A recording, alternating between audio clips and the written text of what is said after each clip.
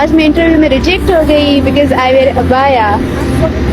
یہ ملک جو بنا بیسڈ آن لا الہ الا اللہ بٹ وی کانٹ ویئر ابایا ہے.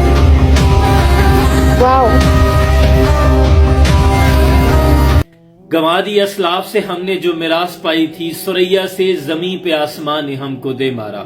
کبھی وہ بھی دن تھے کہ اسی حجاب کے ساتھ حضرت شفا بنت عبداللہ مدینے کی ریاست کی پہلی پرائس اینڈ کوالٹی کنٹرول بنتی ہیں اور کوالٹی کو مینٹین کرتی ہیں.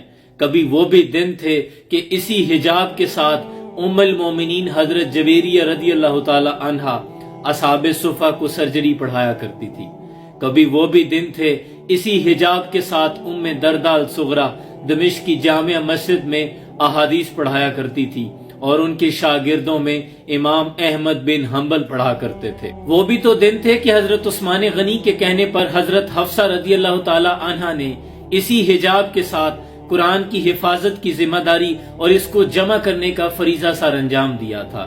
دکھا دے منظر تصور وہ صبح و شام تو، ذرا دوڑ پیچھے کی طرف اے گردش ایام تو.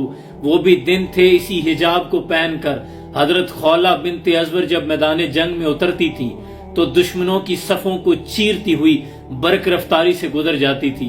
جب خالد ابن ولید کی زوجہ میدان جنگ میں اتر آتی تھی. یہی حجاب ہماری روایات اور ہماری حیا کی چادر، ہماری پہچان ہوا کرتی تھی.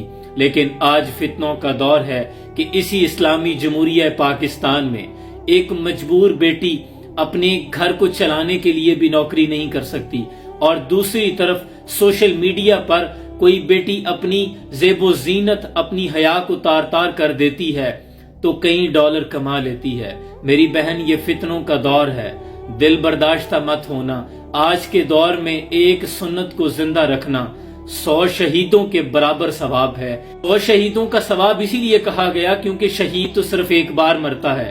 لیکن اس فتنوں کے دور میں، دور حاضر میں، اگر دین کے کسی ایک نقطے پر، ایک احکام پر بھی، ایک سنت پر بھی آپ نے استقامت رکھی تو آپ کو پل پل مرنا پڑے گا. اسی لیے کہا گیا کہ 100 شہیدوں سے زائد ثواب عطا ہوگا. دل برداشتہ نہ ہونا، یہ دنیا تیرے لیول کی جگہ نہیں ہے.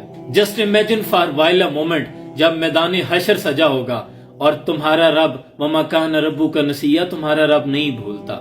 اس روز کیا عالم ہوگا جب تمام انبیاء بھی کھڑے ہوں گے اور تمام مخلوقات کھڑی ہوں گی تو اچانک حکم ہوگا کہ تمام کے تمام اپنی نظریں جھکا لیں. فاطمہ بنت رسول محمد صلی اللہ علیہ وسلم گزر رہی ہیں. اسی صف میں تمام حیا والی بیٹیاں، پردے والی بیٹیاں کھڑی ہوں گی تو تمہارا کیا مقام ہوگا. باپ پردہ رہو ثانیہ زہرا کی کنیزو، تم سے تو کسی شمر نے چادر نہیں چھینی. تمہارا لیول کچھ اور ہے. تمہیں اس نقطے پر، اس استقامت پر میں سلام پیش کرتا ہوں کہ تم نے اس دنیا کو بتانا ہے کہ اپنے معیار سے نیچے تو میں آنے سے رہا، شیر بھوکا سہی پر گھاس تو کھانے سے رہا. میں کیسے چھوڑ دوں، آخر حیا کوئی روایت تو نہیں.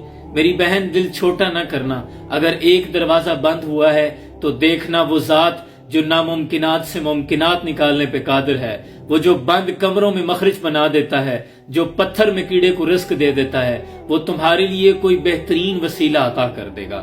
ہم سب کی دعائیں تمہارے ساتھ ہیں اور تمہاری عظمت کو سلام پیش کرتے ہیں. سلام پہنچے.